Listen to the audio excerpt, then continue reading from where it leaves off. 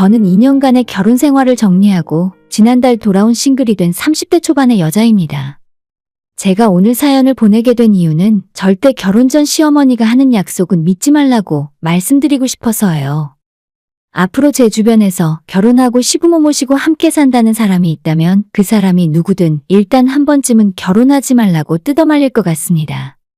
이렇게 말하면 요즘 세상에 월세집에서 살더라도 누가 시부모 모시고 사느냐고 너가 멍청한 거라 말씀하시겠지만 저도 제가 이렇게 될 줄은 꿈에도 몰랐어요. 결혼 전부터 남편보다 제가 수입이 더 많았고 제가 훨씬 똑똑한 사람이라고 생각했어요. 남편은 물론이고 대학도 제대로 안 나온 다른 시댁 식구들까지 전부 제가 구워 삶아서 맘대로 휘두를 수 있을 거라 생각했습니다. 처음 결혼 이야기가 오가고 양가 상견례까지 끝났을 때 시어머니가 저희 두 사람을 불러다 이런 말씀을 하시더라고요. 나도 아들 결혼하는데 신혼집을 장만해주고 싶어.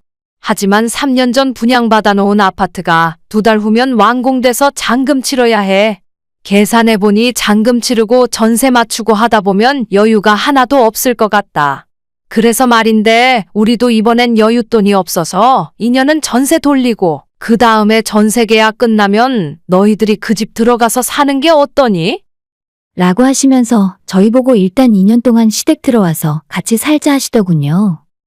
당연히 저는 그 이야기 듣자마자 기분이 좋지 않았어요. 시댁집이 45평짜리 아파트고 방이 4개나 있긴 했지만 결혼해서 알콩달콩한 신혼생활을 시부모와 같이 살고 싶은 사람이 어디 있겠습니까? 제가 결혼 전에 회사 다니면서 모아둔 돈도 있으니까 그냥 시부모님 도움 없이 저희 힘으로 결혼하고 싶다고 말씀드렸었죠. 당시에 남편이랑 결혼 준비를 시작하면서 남편이 모아둔 돈이 4천 정도 있다고 이야기했고 제 돈도 5천 정도 있으니까 그 돈이면 2년 정도 대충 살 수 있는 신혼집을 구하고 혼수의 결혼식까지 다 할 수 있을 것 같았습니다. 하지만 한 가지 제가 확인하지 못했던 사실은 시부모님이 새로 분양받았다는 아파트에 마지막 잔금을 치르기 위해서 남편이 가지고 있던 돈을 몽땅 시부모님이 빌려가셨더라고요. 남편 말에 따르면 본인이 집안의 외동아들이니 언젠간 그 집을 물려받게 될 거라면서 어쩔 수 없는 선택이라 했습니다. 결국 제가 가진 돈만으로는 결혼 비용을 쓰기에 턱없이 부족했고 처음 그 사실을 알고 시댁에서 시부모와 살 바에야 2년 동안 결혼을 미뤄놓고 돈을 더 모으다가 나중에 어머님이 말씀하신 그 집에 들어가서 신혼생활 시작하는 것이 낫지 않을까 싶었어요. 하지만 결혼을 미루자는 말을 했더니 남편이 저보다 6살이 더 많기 때문에 더 늦기 전에 빨리 결혼해서 아이까지 낳았으면 좋겠다 하더라고요. 제가 어떻게 해야 할지 갈피를 못 잡고 고민하는 사이에 시부모가 저를 수시로 불러다가 밥도 먹고 술도 먹이면서 한 집에서 같이 사는 것에 대한 장점에 대해 몇 번이나 설득을 시키려고 했습니다. 일단 시댁집이 크기도 하고 살림이 이미 다 들어가 있는 집에서 살게 되는 거라 결혼 초기에 혼수장만 하느라 목돈 들어갈 일도 없고 원래 세 식구 살던 집에 저 혼자 들어가게 되는 거니까 생활비도 많이 들 일 없다고 하셨어요. 사실 우리도 며느리랑 같이 산다는 게 여간 불편한 일이 아니야. 하지만 그만큼 너희도 2년 동안 허튼 곳에 돈 안 쓰고 목돈 모을 수 있을 거 아니냐. 라고 하시는데 처음엔 합가는 말도 안 되는 일이라 생각했지만 하도 똑같은 이야기를 반복해서 듣다 보니 나중엔 그럴싸한 이야기인 것 같고 진짜 2년만 버티고 그 집에서 살면 돈은 돈대로 모을 수 있고 결혼 초기에 우리 명의로 된 아파트가 생길 것 같았어요.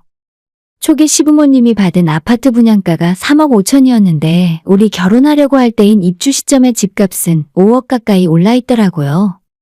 남편이 가지고 있던 4천만 원은 이미 아파트에 잔금으로 들어갔고 집은 부동산에 바로 전세로 내놓았죠. 얼마 뒤 세입자가 들어오자마자 4천만 원은 다시 돌려주실 줄 알았지만 오히려 시어머니 하시는 말씀이 6천만 원을 자기한테 더 줘서 1억을 맞춰주면 2년 뒤 깔끔하게 아파트 명의를 저희한테 넘겨주겠다 하시는 겁니다.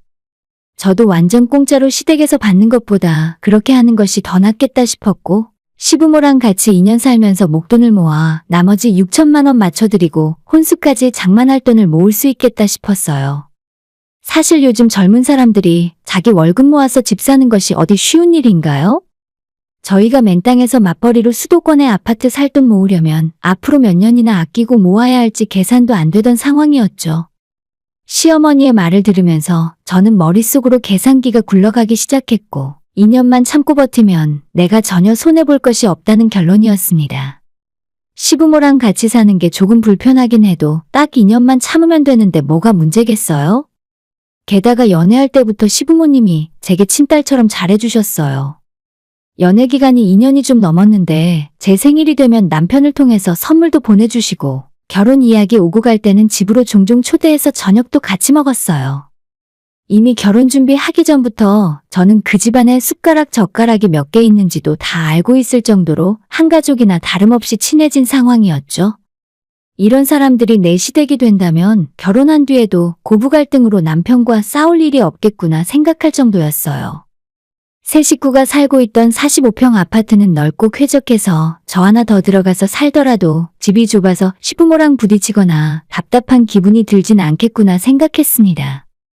오랜 시간 깊은 고민 끝에 2년 동안 시댁에서 같이 사는 것에 동의하고 결혼 준비를 시작하게 되면서 저도 주변의 많은 사람들로부터 여러 가지 이야기들을 들었고 나름의 안전장치를 생각해뒀습니다. 일단 시댁 들어가서 살게 되면서 저희가 따로 돈 쓸 필요가 없어졌고 결혼 준비 자금으로 제가 갖고 있었던 5천만 원은 거의 쓰지 않고 그대로 갖고 있었어요. 결혼하고 난 뒤에는 우리 부부가 같이 적금을 들었는데 2년 동안 시부모님이 말씀하신 돈을 모으기 위해 한 달에 200만 원짜리 적금을 하나 만들었고 남편이랑 매달 100만 원씩 돈을 부담해서 적금을 붓기로 했습니다. 그리고 적금 외에 나머지 월급은 각자 알아서 모으고 사용하기로 했고요. 시부모님께도 제가 이 집안에 들어와서 어떻게 생활할 것인지 말씀을 드렸고 퇴근하고 나면 집안일을 어떻게 할 것인지 식사 준비나 청소 빨래 같은 것들을 언제 어떻게 하겠다고 계획을 정해서 말씀드렸습니다. 시모는 그런 제 말을 듣더니 너는 이제 우리 가족인데 무슨 이런 것까지 생각하니? 집안일은 아무 걱정하지 마라. 나 같은 시간 많은 사람들이 하면 되는 거지. 라고 하셨는데 아무리 그래도 시부모님에게 집안일을 다 맡겨놓고 며느리가 탱자탱자 놀고 먹을 순 없는 일이었죠. 수년간 회사 생활을 하며 많은 사람들을 만나고 같이 일을 하다 보니 제가 느끼게 된 것이 하나가 있는데 저는 절대 사람들이 하는 말을 그냥 믿지 않게 되더라고요. 무슨 일이든 확실하게 서로가 책임져야 할 부분을 정해둬야 나중에 뒷말이 없고 서로 일을 떠넘기면서 싸움이 나질 않는다는 것을 잘 알고 있었습니다. 시부모와 본격적인 합가 생활을 하기 전에 2중 3중으로 안전장치를 만들었고 만약 이 결혼이 잘못된 방향으로 흘러가더라도 저는 절대 손해볼 생각이 없었죠. 그렇게 결혼식을 마치고 시댁으로 들어가게 되면서 마냥 빈손으로 들어가는 것도 약간은 민망하더라고요. 혼수는 2년 후에 진짜 우리 신혼집에 들어갈 때 하기로 했으니 그것까진 아닌 것 같고 시댁에 김치냉장고가 오래되어 보였고 어머님 댁에 건조기가 없길래 그거 두 가지는 제가 해드리겠다 말씀드렸는데 한사코 괜찮다며 거절하셨습니다. 자기들은 괜찮으니까 돈 아껴뒀다가 나중에 너네 집 들어갈 때 혼수 비용으로나 쓰라셨어요. 몇 번을 더 이야기했는데도 계속 거절하시고 괜찮다고 하셔서 처음에는 그냥 맨몸으로 들어갔습니다. 하지만 결국 그 선택이 제 결혼 생활 초반 갈등의 시작이 되었어요. 시어머니가 농담을 섞어서 제가 시집 올 때 아무것도 없이 몸만 들어왔다고 말씀을 하시는데 처음엔 장난하는 줄 알고 웃어넘겼지만 별로 기분 좋은 이야기도 아닌데 자꾸 들으니까 점점 듣기 싫고 짜증이 나더라고요. 너는 정말 시집 잘 온 거야. 아무리 시댁 생활한다고 해도 결혼할 때 돈 한 푼 안 들였잖니? 식구들끼리 모여서 식사를 하거나 즐거운 분위기에서 웃으며 이야기하니까 이게 진짜 뼈가 있는 진심인지 아니면 웃고 넘어가는 농담인지 구별도 잘 가지 않았습니다. 그리고 친정에서 부모님이랑 살 때는 빨래 돌리고 나면 건조기가 있어서 편했는데 시댁에서는 내 식구가 살면서도 아직까지 건조기가 없어서 빨래를 한번 하고 나면 탁탁 털어서 건조대에 널어 말려야 해요. 그것도 너무 불편했지만 시아버지도 계신데 제 옷이나 속옷을 베란다 건조대에 널어두기 민망하니까 따로 빼두었다가 매번 손빨래하고 저희 방에 널어서 말렸어요. 그 생활 자체가 너무 답답하고 불편해서 제가 제 돈으로 어머님 댁에 건조기 사드리겠다고 몇 번이나 말씀드렸는데 아니야 됐다. 건조기 쓰면 옷이 다 망가진다더라. 나는 괜찮으니까 나중에 너희 집 들어가면 그때 사. 라고 하시는 바람에 아직도 시댁엔 건조기가 없어요. 처음엔 저희한테 생활비도 낼 필요 없다고 하셨지만 어떻게 맨날 공짜로 밥을 얻어먹겠습니까? 시댁 들어가서 살기 시작한 첫 달에 어머님에게 용돈 겸 저희 부부 생활비라고 50만 원을 봉투에 담아서 드렸는데 일단 받으시더니 1시간쯤 지나서 제게 다시 돌려주시더라고요. 내가 너한테 이런 돈 받자고 들어와서 살라고 한 거 아니다. 라고 말씀을 하시길래 저는 진짜로 시어머니가 저희 부부 아껴서 돈 모으라고 하시는 건가 보다 순진하게 생각했어요. 하지만 그 뒤로도 밥 먹을 때마다 요즘 물가가 너무 비싸서 장 보러 가면 10만 원으론 살 것도 없다 하시고 거실이나 사람 없는 방에 불이라도 켜져 있으면 이번 달 관리비가 20만 원이 넘게 나왔는데 요즘 젊은 사람들 전기 아까운 줄 모른다고 투덜거리고 다니세요. 제가 너무 민감한 건지는 몰라도 어머님의 그 소리가 하루 이틀도 아니고 너무 듣기 싫더라고요. 나중에 남편이랑 이야기해서 돈을 2배로 올린 100만 원을 담아 다시 어머님에게 드렸더니 그때는 액수를 확인하시고는 제가 드린 봉투를 받아 챙기셨습니다. 처음에 드렸던 50만 원이 부족했으면 그냥 얼마 달라고 담백하게 말씀하시면 될 텐데 왜 이렇게까지 피곤하게 하시는지 모르겠더라고요. 그때부터 계속 한 달에 100만 원씩 생활비를 어머님께 드렸습니다. 저는 남편이랑 맞벌이를 하고 있지만 시모는 전업주부 생활을 계속하셨어요. 집안일에 대해서 한번 이야기해보자면 저는 원래 아침밥을 안 먹는 스타일이고 남편보다 회사 출근을 30분 먼저 해야 하기 때문에 도저히 아침을 먹을 수도 차려주기도 힘든 상황이죠. 그래서 어머님이 다른 식구들의 아침밥을 차려주기로 하시고 저는 퇴근한 이후에 저녁 준비를 맡아서 했습니다. 청소나 빨래도 저희 부부가 사용하는 방이나 화장실은 전부 제가 맡아서 청소하기로 했고 거실이나 주방 같은 공용 공간은 어머님이 관리를 하시다가 주말에 제가 쉬는 날엔 다 함께 대청소를 같이 하곤 했어요. 신혼 초에는 어느 정도 제가 생각한 대로 일이 돌아갔는데 시간이 지날수록 어머님께서 저한테 집안일을 떠넘기시는 것이 느껴졌습니다. 일부러 낮에 하실 일을 손도 안 대고 놔뒀다가 제가 퇴근한 저녁 7시 이후에 부랴부랴 청소기 돌리는 척하고 갑자기 화장실 청소도 하시더라고요. 며느리가 된 입장에서 시어머니가 엉덩이 안 붙이고 집안일 하는데 마음 편하게 쉴 수 있겠나요? 어머님이 청소를 한번 시작하면 엄청 본인이 일하는 티를 내시고 굳이 저희 부부가 쓰는 방까지 들어와서 침대 밑까지 청소기를 돌리세요. 저희 방은 제가 알아서 하겠다고 말려도 그냥 자기가 하는 김에 같이 하는 거라면서 막무가내로 문 열고 밀고 들어오시는데 덕분에 집에 와서 제대로 쉬지도 못해요. 어머님이 청소기 돌리기 시작하면 저도 눈치 보다가 일어나서 저희 방 청소 시작해야 하고 어머님이 거실 화장실 청소 시작하시면 저도 우리 방 화장실 변기라도 닦고 있어야 합니다. 안 하고 가만히 있으면 저희 방에 들어오셔서 여기가 더럽다. 저거는 빨래해야 할 것 같은데 왜 안 내놓고 있냐고 또다시 잔소리가 시작됩니다. 침대 밑이랑 베란다, 창문틀까지 꼼꼼하게 검사하시는데 그것 자체로 큰 스트레스였죠. 결국 나중엔 시어머니 잔소리 시작하기 전에 매일 퇴근하고 집에 돌아오면 식구들 저녁상 차리고 그 뒤에 설거지하고 매일 방 청소하고 이틀에 한 번은 화장실 청소까지 하면서 살았습니다. 남편은 굳이 집안일 열심히 안 해도 괜찮다면서 도와주지도 않고 손을 놔버렸는데 자기는 지네 집이고 자기 부모님이니까 그렇고 저는 아니잖아요? 가만히 앉아있기만 해도 눈치 보이는데 시어머니 청소하고 있는데 며느리가 어떻게 소파에 누워서 TV 보고 과자나 먹고 있겠습니까? 제가 어머님에게 생활비를 100만 원씩 드리고 있었지만 어르신들이라 그런지 저랑 식성이 너무 다르더라고요. 반찬도 대부분 나물이나 장아찌 같은 마른 반찬이고 간도 어찌나 심심하게 하시는지 집밥 먹고 있으면 몸이 건강해지는 건 좋은데 먹고 돌아서면 허전하고 입이 항상 심심했어요.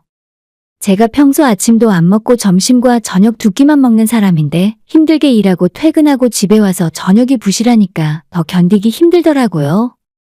친정에서 부모님이랑 함께 살 때는 과일이나 빵을 항상 집에 많이 사다 두셔서 저녁에 TV 보면서 심심하면 꺼내다가 먹곤 했어요. 하지만 시댁집에 왔더니 저녁을 적게 먹어서 허전해도 과자나 빵이나 과일같이 집에 먹을 만한 간식이 하나도 없습니다. 그렇다고 시아버지나 시어머니가 저희 부모님보다 날씬하고 건강해 보이는 것도 아니에요. 그냥 먹을 것 먹고 운동 다니면서 건강 유지하시면 될 텐데 저희 시어머니는 TV에서 몸에 좋은 거 있다고 하면 무조건 그거 사다가 드시고 어떤 의사 선생님이 밀가루 먹지 말라 하면 당장 밀가루 먹으면 죽는 줄 알고 절대 장볼 때 빵이나 면 종류의 음식은 사지도 않습니다. 그러니 당연히 식탁에 올라오는 가지수는 점점 줄어들어서 저녁밥도 부실하고 그 이후에도 뭔가 집어먹을 간식이 없어서 서운하더라고요. 한 1년 정도 그렇게 사니까 너무 답답하고 스트레스 풀 곳이 없어 짜증만 늘어갔어요. 도저히 안 되겠다 싶어 퇴근길에 제가 평소에 좋아하는 빵집에서 빵 몇 개랑 쿠키를 사서 집에 가져갔는데 시어머니가 너는 애들도 아니고 뭘 그런 걸 먹냐고 타박을 신나게 하더라고요. 그런데 하나 웃긴 건 제가 그날 저녁에 조금 먹고 식탁 위에 올려뒀는데 다음날 퇴근하고 돌아오니 하나도 없더라고요. 아니, 그렇게 먹는 거 좋아하시고 남김없이 다 드실 거라면 애초에 타박이나 하지 말지. 정말 어이가 없었습니다.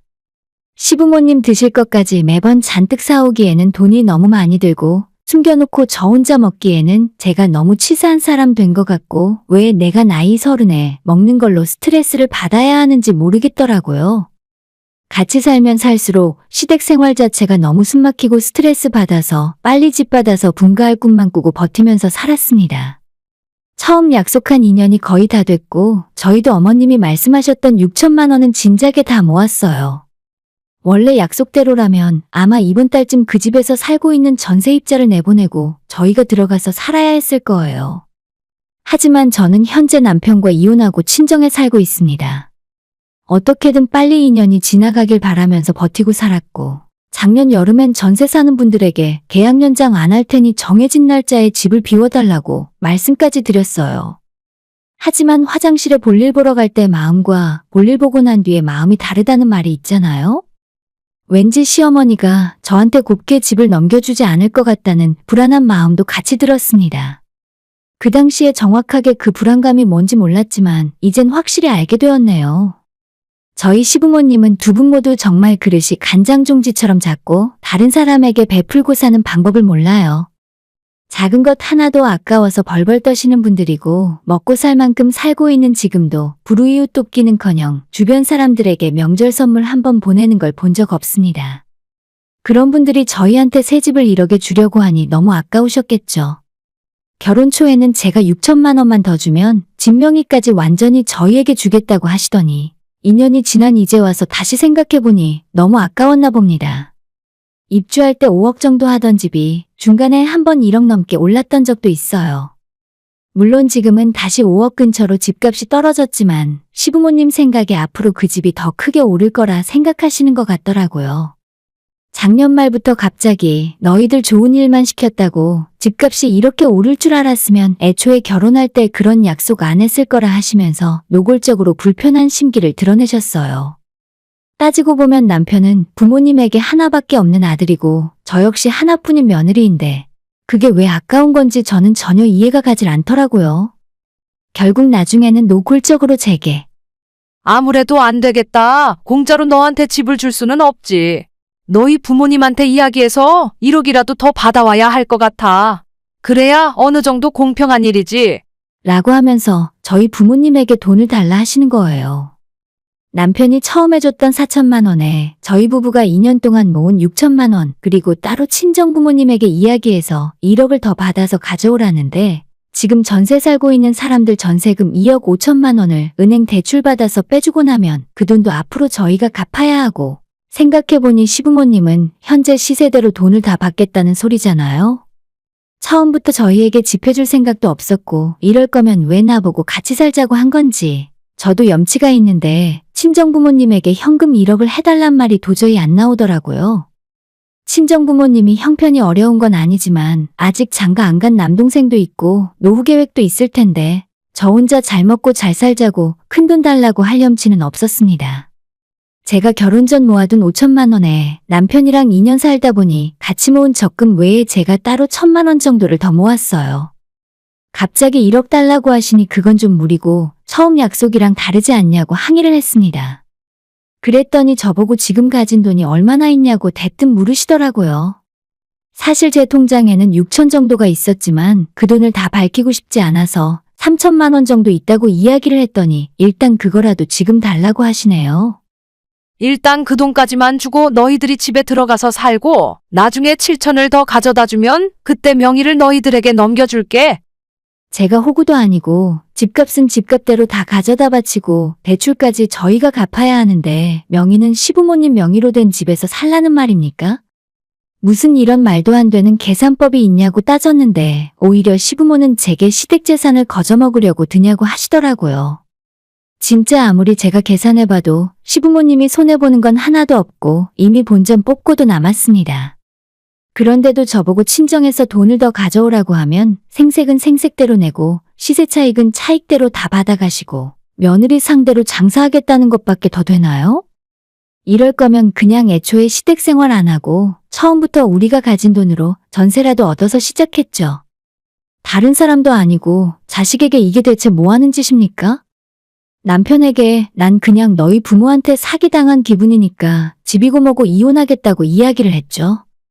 제가 이런 상황까지 왔는데도 남편은 속 시원하게 말을 못하고 시어머니한테 원래대로 약속 지키라는 소리를 못하더라고요. 남편의 그 등신 같은 모습을 보고 내가 이런 자식 믿고 계속 살다가는 진짜 큰일 나겠다 싶어서 마음이 철렁 내려앉았습니다.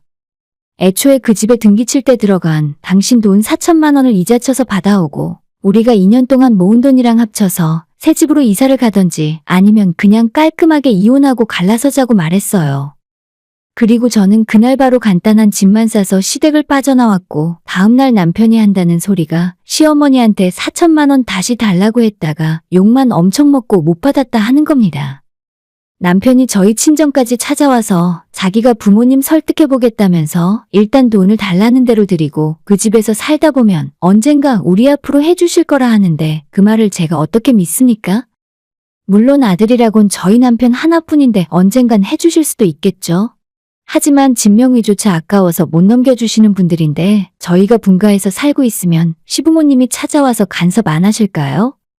시댁이랑 차로 10분 거리인데 아마 사는 집만 따로 떨어졌을 뿐이지 매일 시어머니 찾아와서 살림 타박하고 못 살게 굴게 눈에 선하게 그려지더라고요. 더 늦기 전에 인연 끊고 내 갈 길 가는 것이 낫겠다 싶었습니다. 제가 돈 벌어먹고 살 능력이 없는 것도 아니고 마음이라도 편하게 친정집에서 살고 시어머니 드릴 돈 우리 엄마한테 용돈으로 주면서 살려고요. 제가 손해본 시간과 정신적 피해는 그보다 훨씬 크지만 빠르게 손절하고 그만하고 싶더라고요. 이혼 협의하면서 남편이 몇 번이나 저희 집에 찾아오고 자기가 시부모 설득할 수 있다며 울고불고 한 번만 기회를 더 달라고 했는데 저는 이미 정이 다 떨어졌어요. 자기 아들이 우리 집에 매일같이 찾아와서 그러고 있는데도 시부모들은 제게 전화 한 통 없더라고요.